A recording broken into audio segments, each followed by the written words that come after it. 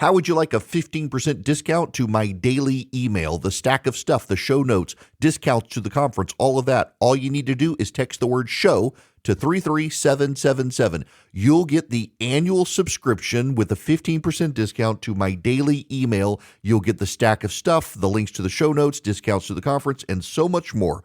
All you have to do is text the word show, SHOW, to 33777. Text show to 33777.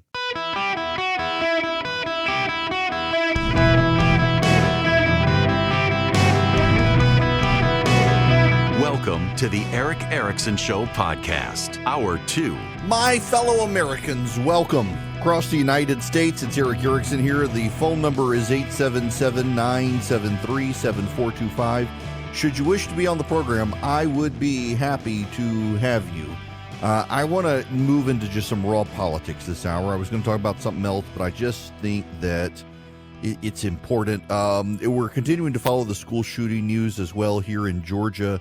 And there at least one person killed, several injured.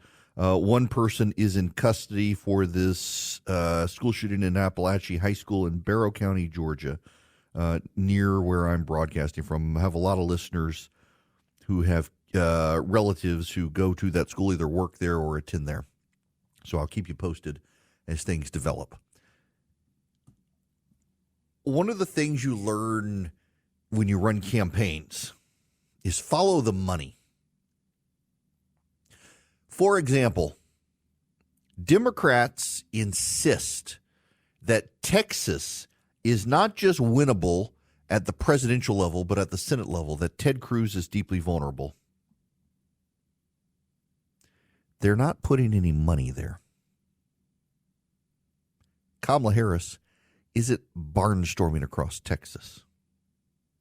For that matter, neither is Donald Trump. Which indicates Texas is not in play in the way Democrats claim Texas is in play. You got 60 days until the election. Thank God, by the way.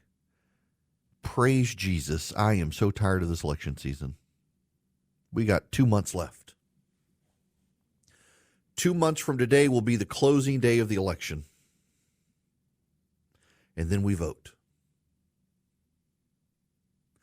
But when you follow the money, when you follow the candidates, when you follow the campaign trail, one of the things that you see is that where the candidate's campaign tells you a lot. Kamala Harris would not be campaigning in Virginia, New Hampshire, and Minnesota if she were winning this race right now. She wouldn't be.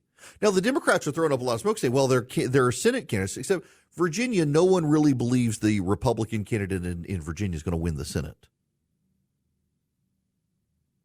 But she's campaigning there, and she's not campaigning in spillover markets for Pennsylvania. She's campaigning explicitly in Virginia.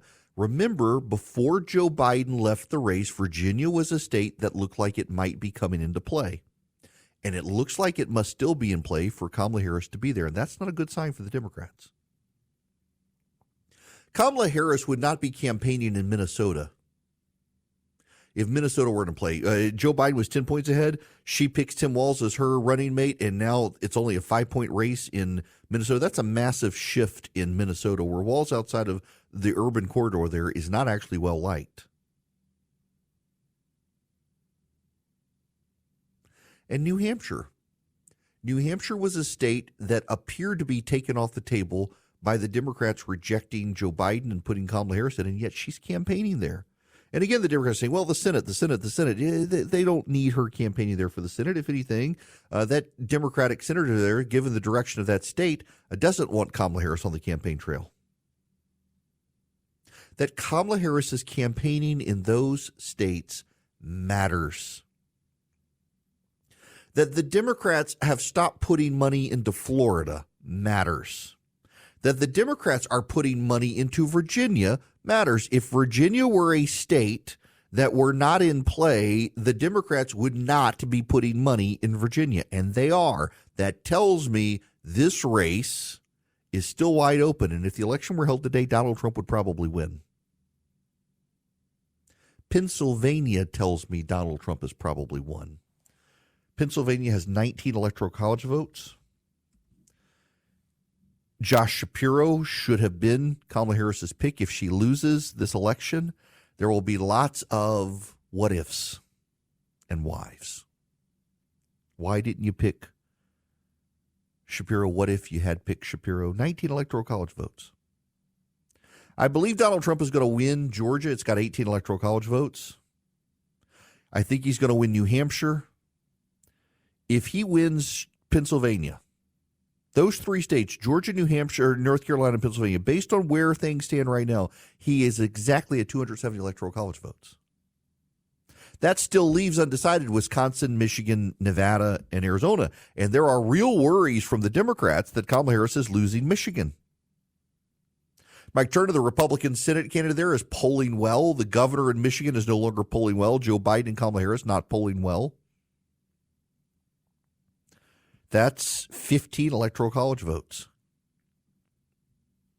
That would put Donald Trump at 285. In Nevada, workers in Nevada really like Donald Trump. You win Nevada, that's 291 for the GOP. And in Arizona, that's 11. You're over 300 electoral college votes now, 302 to 226 for the Democrats. Wisconsin can go Democrat all at once, and the GOP still has over 300 electoral college votes. And guess what? Democrats more and more are worried Pennsylvania is out of reach for Kamala Harris. So again, if Donald Trump wins, based on where everything else in the nation is, and let me give you, based on the swing states right now, are allegedly Arizona, Georgia, North Carolina, Nevada, Michigan, Pennsylvania, and Wisconsin. If Donald Trump wins Pennsylvania, North Carolina, Georgia, the rest don't matter. He's at 270 electoral college votes. And that assumes the congressional district in Nebraska goes Democrat. There's Nebraska and Maine divide up their electoral college by congressional district. That presumes that Nevada goes Democrat. If all of Nebraska goes for the Republicans, Trump's at 271 electoral college votes with just Georgia, North Carolina, and Pennsylvania. And the Democrats are fairly well convinced that Kamala Harris might have lost Pennsylvania. Sorry, brain fart there. I'm like, which state am I talking about now, Nevada or Pennsylvania? Because Nevada's the other one that's intriguing to me. Because Nevada is a state the Republicans need to be up by about 4 or 5 points. The Republicans need to be up. And in Nevada right now, in the polling, it's Kamala Harris up 0.6 of a point. It's a pretty dramatic shift from where it was with Joe Biden. Republicans need to be up about 5 points. Here, though, is the problem. Donald Trump overperforms his polling historically in Nevada by several percentage points. So Donald Trump might actually be ahead in Nevada. Still kind of close in Nevada because of, again, Clark County, Nevada is Las Vegas, and it has a massive union turnout machine for the Democrats. So you got to be careful there. But in Pennsylvania right now, Trump's up 2, and historically, Donald Trump has outperformed his polling average in Pennsylvania by about 3 points. So if Trump's up 2 overall, he might be up 5. I'm sorry, he's tied right now in the regular politics polling average. I'm looking at one of the polls and interpreting it, but tied. So you add 2 points, Donald Trump's up 2 points. I mean, this race, anybody could win it right now. It is an extremely, extremely tight race right now. And a tight race benefits Donald Trump because Trump's base is more fired up than Kamala Harris's base. Trump's base is more enthusiastic about winning than Kamala Harris's base. If the election were held today, I do think Donald Trump would win. Kamala Harris is up 1.9 percentage points in the Real Clear Politics polling average. She needs to be up at least 4 points to get a cushion in the electoral college states. And the other reason I think that Donald Trump is probably winning right now is there's a growing, clamoring chorus on the left at MSNBC about the Electoral College and how unjust it is, undemocratic it is, unfair it is. They're seeing something telling them Donald Trump is winning the Electoral College. And the rules in this country, the popular vote, don't matter. If California and New York voted 80% Harris,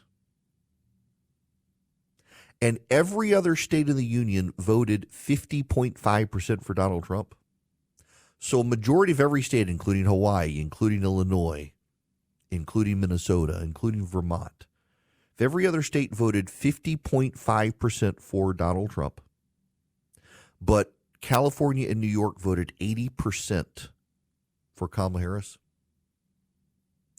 Kamala Harris would win the popular vote. That's how big the population is in New York and California. But should she become president having lost a majority of the vote in every other state? No. That's the genius of the Electoral College. And that's the rule we play under in this country. And when she's got about a 2-point lead, 1.9% 2-point lead in the national popular vote, Donald Trump probably has a lead in the Electoral College. The Democratic panic in Pennsylvania, the amount of money they're starting to pour into Pennsylvania, suggests again to me that the Democrats have internal polling. They're not winning there. Joe Biden has come out today and declared that the Russians are meddling in the election again. The Russians are meddling in the election. We got to be careful. The Russians are meddling. That, to me, right there is a signal that Kamala Harris's polling isn't good. When you've got the president of the United States on the day after a former government official in New York was arrested for being a Chinese spy, you've got the Democrats out there saying, oh, it's the Russians. The Russians are coming. That's another sign to me, honestly, that the polling is probably bad for the Democrats. Again, you don't campaign 60 days before the election in Minnesota, New Hampshire, and Virginia if you're a Democrat and you're winning.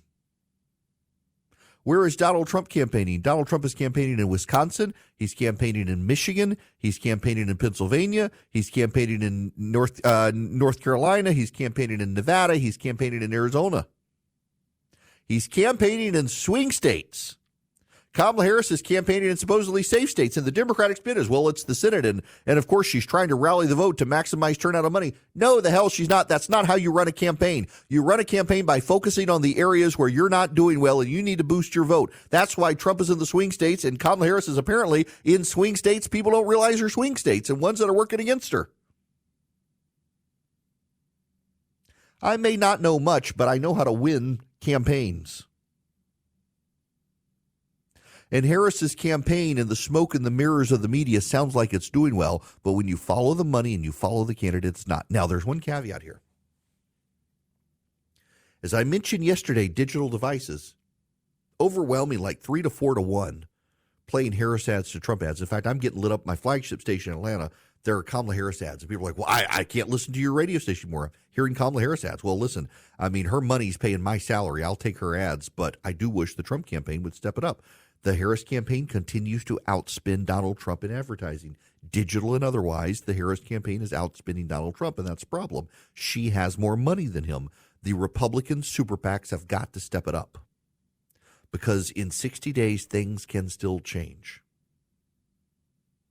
But David Brooks, of all people, has a piece in the New York Times today about how Donald Trump wins the election. There is a sentiment in this country that the red states work better than the blue states. There is an anti-elite sentiment in the country right now. And there's an anti-establishmentarian view in the country right now. All of those things work to Donald Trump's favor. But the key point continues to be this. Kamala Harris is not winning an election in which she is forced to campaign in Virginia, New Hampshire, and Minnesota 60 days before the election. Donald Trump is focusing on the core swing states. Kamala Harris, she's not trying to expand the map. It's not a coincidence. The states Kamala Harris is campaigning in are the states that look like they may become swing states when Joe Biden was still on the ballot. And apparently, they're still looking that way. That's a very troubling sign for the Democrats. Blinds.com Cyber Monday Last Chance is happening now. Don't miss out on up to 45% off site-wide. A Blinds.com design expert can help you make the perfect selection on your schedule. We can handle everything from measure to your whole home installed for one low cost. With over 25 million windows covered, Blinds.com is the #1 online retailer of custom window coverings. Save up to 45% site-wide, plus a free professional measure right now at Blinds.com. Rules and restrictions may apply. Welcome. It is Eric Erickson here. The phone number is 877-973-7425. If you want to be on the program, continuing to follow the school shooting, there is one fatal shooting at this school in Barrow County, Georgia. Other injuries. Apparently, the Georgia State Patrol says the shooter was neutralized. Appears one person's in custody. We are still waiting for details. I am trying to avoid all the speculation on social media as this continues to play out. But your prayers greatly appreciated for the people who go to that school in Barrow County, Georgia. I want to move on to some of these conversations about, there's a story that I just find hilarious today, and I saw it, and it just goes back to the Democrats being the party of the rich. I know that they say Republicans are the party of the rich, but it's the Democrats who want to restore SALT. If you're not familiar with SALT, SALT stands for state and local taxes, and it used to be 100% deductible under the federal tax code. The problem with the SALT deduction is it allowed blue states to massively raise state taxes. And people in those states never actually felt the tax increase because they got to deduct it all on the federal tax return. With Donald Trump as president under the tax cuts in 2018, one of the things they did was they limited the SALT deduction. And rich people ever since have been furious about it. And the Democrats have promised rich people across America they will restore their precious SALT deduction. And now there's this. Some of the wealthiest coastal communities and towns in the United States with sizable tax bases, good schools, and robust job opportunities are getting a special tax incentive intended for communities left behind. The federal government is currently labeling cities like Alexandria, Virginia, Greenwich, Connecticut, and Cape Cod, Massachusetts as energy communities. If you're wondering what I'm doing here, I don't have Virginia on my brain. I'm tying Virginia and energy, which is the word right under it, together. Energy communities, areas considered to be struggling from the move away from coal and other fossil fuels to clean sources of energy. Energy communities qualify for an extra incentive for clean energy development. That's right.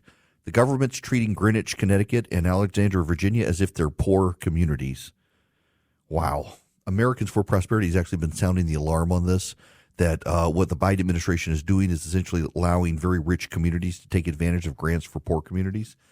You can sign up. You'd be educated on this issue and so much more if you go to AmericansForProsperity.org.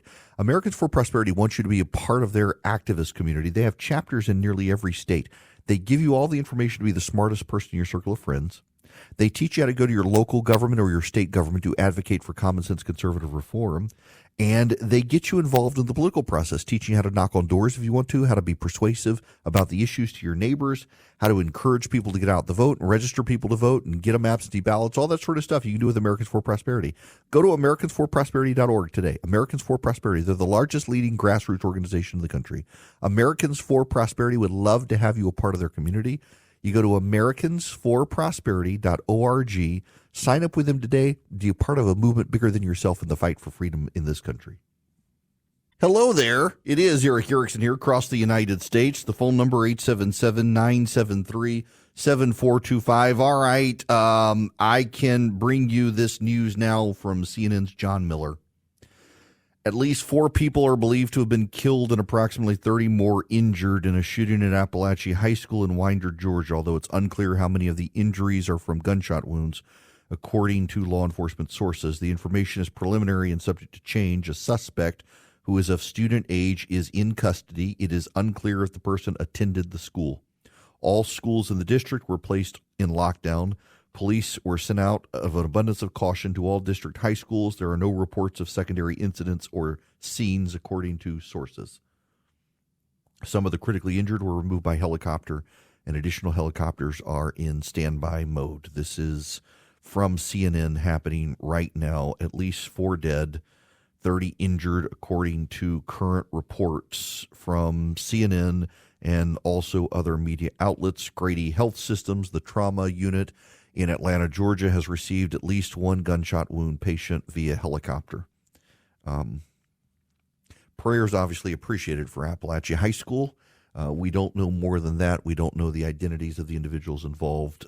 Continuing to monitor this sad developing story here only about a month after school started in Georgia, right around the time school is now starting. I know school is starting for friends of mine in the Northeast because I'm getting the second wave of back-to-school pictures on social media. Sadly, I'm getting reports. I'm not going to source those reports as to the nature of the casualties and who were killed until it's been verified by the media. Thanks to those of you who are texting me information. You're well ahead of the story, but I just don't feel comfortable doing more than what is already circulating out there and confirmed reports by the police as opposed to what's happening among those at the school. The rumor mill swirls, and I don't doubt any of you are telling me the truth as to who the victims are and the like. I really don't, but until it's confirmed by the police, I just don't want to rush out there, dot the I's and cross the T's. Don't want to spread misinformation by accident. Not that I don't believe you guys, but I just prefer to be cautious in this sort of stuff. It's a sensitive, obviously, subject. But prayers very much for the families of those who have lost their lives. Now, I want to shift, and I want to get back to the orcs and Tucker Carlson. And I know it's an esoteric subject, but I've thought a lot about it. And I just, here's why. I got some emails from people like, this was a little bit befuddling. So the problem here is that there are elements of the left and the right in this country who are trying to redefine the American experiment as bad. Now, why would they do that? It's easy to understand from the left. Why would the left want to redefine the American experiment as bad? The left wants to redefine the American experiment as bad for exactly the opposite reason those on the progressive right do. The left views the United States as a repressive entity that has imposed Judeo-Christian values on the world, and they cannot let their true self be free because the United States has silenced and censored the intersectional cross-sections of the world who might actually be better people. Remember, there is within postmodernism this idea of intersectionalism. This idea of intersectionalism means that the whole world and the power dynamics of the world must be viewed based on who's in charge, based on their racial and sexual and other characteristics. So a white, male, Christian, heterosexual, cisgender, that is his sex and gender match, is the most oppressive. And someone who's none of those things, the black, lesbian, Muslim, transgender, one-legged person is the most moral person. That's how the left views it. The progressive right also embraces intersectionalism, but the progressive right believes that actually the white, heterosexual, male, Christian, cisgender person should be the most dominant person in society and blames the United States for elevating people other than that into the upper stratosphere of society. So the left wants to undermine America because it doesn't value minorities enough.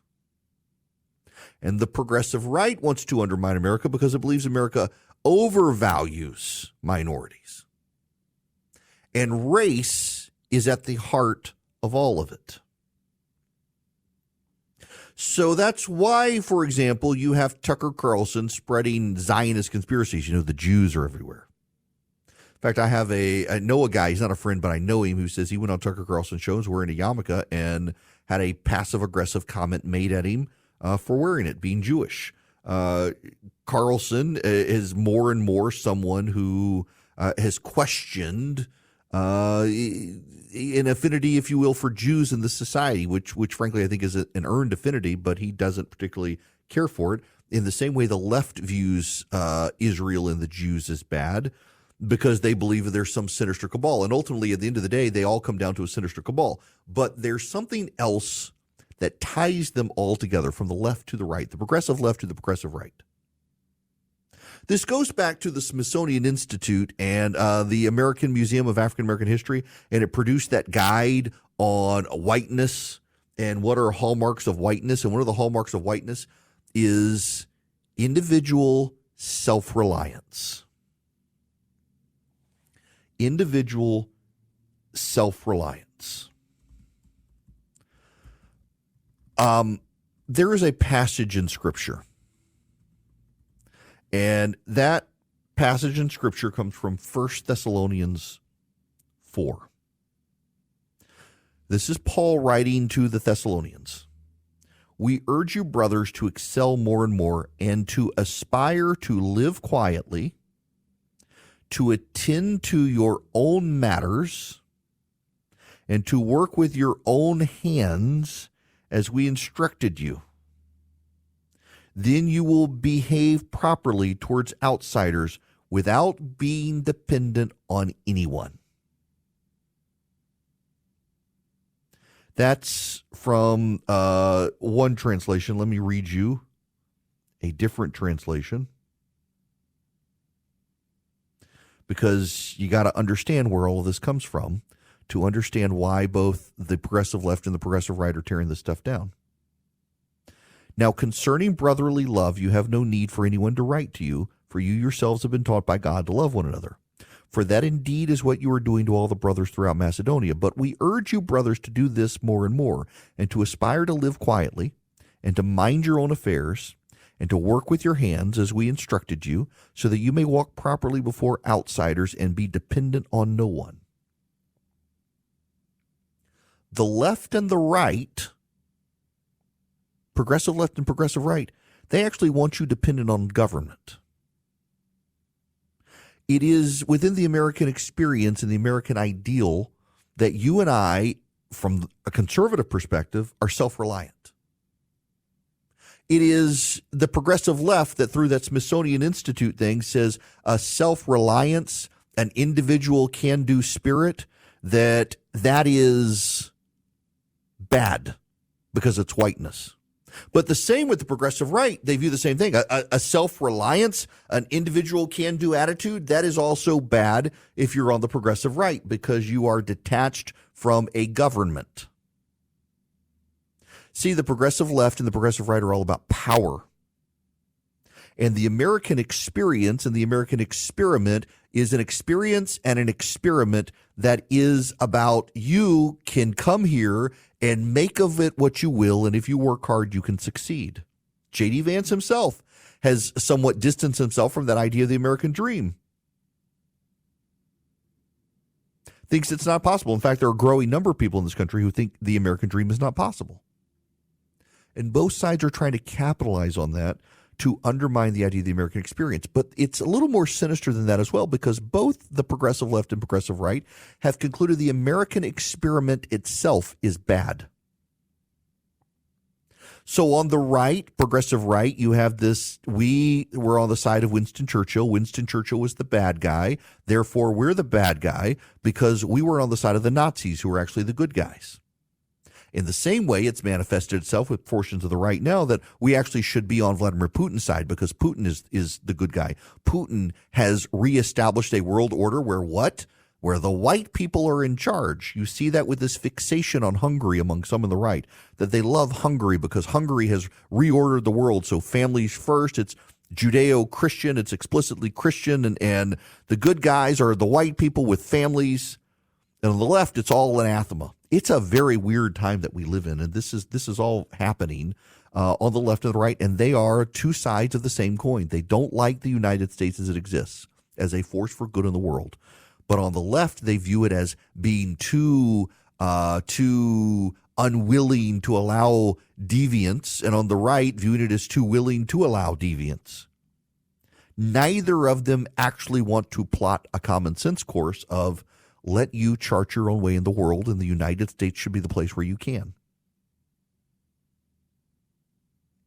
So we're seeing this play out essentially in politics. And it's one of the reasons that so many people are frustrated with both sides. And maybe it's when you don't feel directly. You're like, I wish Trump would do this. I wish Trump would do that. You don't feel it directly. But the subcurrent here on the left and the right is that we have two political parties now that want you dependent on their form of government. They don't want you to be left alone. Both sides want to pick winners and losers. Both sides do. The Republicans and the Democrats want to pick winners and losers, and you may be on the winning side, you may be on the losing side, but many of you don't want to pick. You just want to be left the hell alone so you can do whatever you want to do. Like Tim Walz is out there saying in Minnesota, we just want to leave each other alone. Not really. Tim Walz actually reported people for violating COVID protocol in Minnesota. He did a snitch line so you could call in and report your neighbor. He may say that he wants people to leave each other alone, but he doesn't really. In the same way, they both view the Jews as some sort of deep conspiracy towards controlling you. Certainly the Candace Owens of the world have become anti-Semitic, and the Tucker Carlsons of the world have. But, I mean, the left has all sorts of anti-Semitism. You see it playing out on both sides. It's a madness that's set in, and it's a madness to distract you from, your basic goal of love your neighbor and love the Lord. It is deeply antithetical to, for example, Christian values. What both sides are playing out. This revision of the Nazis as some sort of good guy power is a terrible road for people on the right to go down. And frankly, those of us on the right should be standing up and saying, we will not be a part of normalizing the Nazis. The left is trying to normalize the communists. The Nazis and the communists are just kissing cousins. There's this idea from a bunch of communist professors that somehow the Nazis were on the right. The Nazis were not on the right. The Nazis were National Socialists. The Nazis wanted vegetarianism, universal health care for all. They wanted much of what's in the current Democratic platform, frankly. They were bad guys, so too are the communists. Vladimir Putin right now is not a good guy. Vladimir Putin is a bad guy. You should be weary of people trying to normalize Vladimir Putin, let alone normalize the Nazis. And there should not be room on the right for that. And to the extent you're trying to defend it, you're actually on the side of the bad guys. That's what people are missing here. You can choose. Do you want to be on the side of good guys or bad guys? If you're trying to normalize the Nazis, I assure you, you're not on anybody's good side. All right, Vision Computers, let me tell you about them. They can build you a computer. They can save you money. You get their tech support, award-winning tech support for free, where your hold time's less than 15 seconds. And in doing so, my goodness, if your employees or you are unable to figure out something on your computer, Vision can take care of it. You go to visioncomputers.com, visioncomputers.com, or call them at 404-COMPUTE. Now, let's say you got a business and you've already got pre-existing computers.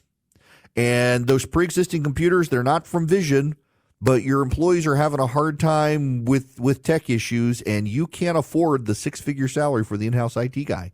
That's where Vision Computers comes in. They can fill the void so your employees can be proficient at their jobs and Vision proficient at their computers. All you do is call them at 404-COMPUTE or go to visioncomputers.com. Tell them I sent you, get an even better deal. For $179 a year per computer, Vision Computers can take over management of your computers. They can even remote in and fix stuff. VisionComputers.com or 404-COMPUTE. Call Vision Computers today. Tell them you need help, and they will help you. They will enable you to be really proficient at what you're doing, and they'll take over responsibility for your computer. 404-COMPUTE or VisionComputers.com. Greetings, conversationalists. I am delighted to have you. We do have this, if you're just tuning in from CNN, the shooting in Georgia. Sad news. Multiple people dead. 30-plus wounded, suspect in custody. The FBI is responding.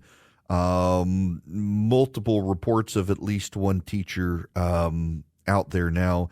I do have to say something, and my apologies to all of you, and I finally had to reply to everybody. I turned off my cell phone, but my computer still gets messages, and I'm just bombarded by about 24 people who are trying to funnel me information to help me in covering the story, and I love them all dearly for trying to keep me informed, but it's so distracting. I've had to essentially turn off my monitor, turn it away from me so I can't see all these messages coming in as I'm trying to talk about other stuff. God bless everybody, and I sure do appreciate your trying to keep me informed so I can relay the information, but I can't pay attention to that many people all trying to text me pretty much the same information at the same time. I get the the tragedy of the story and want to cover it, but I got to rely on official news sources and the police. I can't just take everybody texting me and saying this is what I'm hearing from people at the school. So please don't take offense at that. Thank you very much for trying to keep me up to speed. But I got about 24 people all doing it at the same time. So I've had to kind of shift my monitor out of my line of sight just so I can't see these constant push alerts coming in. I got a lot more that I want to talk about in the next hour, and I want to move on from orcs and Nazis. I'm just so... I'm kind of overwhelmed by this. I didn't see it coming with Tucker Carlson, and a lot of people, I said that on Twitter, like, how did you not see this coming? Have you not paid attention? No, I really haven't paid attention to Tucker Carlson. I've never watched an episode of his show on Fox, let alone any of his streaming stuff. I happen to know him back in the day as he was starting the Daily Caller, and I knew him when he was at the Weekly Standard, and this turn completely caught me off guard. Apparently everybody else saw it coming. I did not. But the other thing that I see is there are a lot of people who haven't, like me, paid attention. They just can't believe it. Like the number of boomers who are just infatuated with Candace Owens because she did Blexit and, oh, she's one of us. No, she is a horrible human being. When her own father-in-law has to come out and criticize her for her anti-Semitic comments, there's a real problem with Candace Owens and this professional contrarianism on the right. And part of that is the thing. Like this Cooper guy, the supposed historian, he's a professional contrarian. He's not a real historian. He's an amateur historian. Tucker Carlson himself has become a professional contrarian. And when you become a professional contrarian, your goal is not really to get to the truth. It's to claim a truth that goes against everyone else, and that gets you attention. It gets you clicks. It gets you revenue over time. Contrarianism can pay the bills for people. And that's what we're seeing. And it's also part of it, and I really do agree with my friends who have paid way more attention to it than me, that there is this underlying subversive strain in what Carlson and others are doing, attempting to undermine the United States as we know it so it can be remade in an image that none of us should want, a godless image that the left and the right both want to advance. Both of them, by the way, packaging it in rhetoric about God. So I would be careful approaching Tucker Carlson from here on out when you're platforming people who say the Nazis are the good guys and you call that person a trusted, honest person. Yeah, I got problems with that. When we come on, though, I got problems with the Chinese.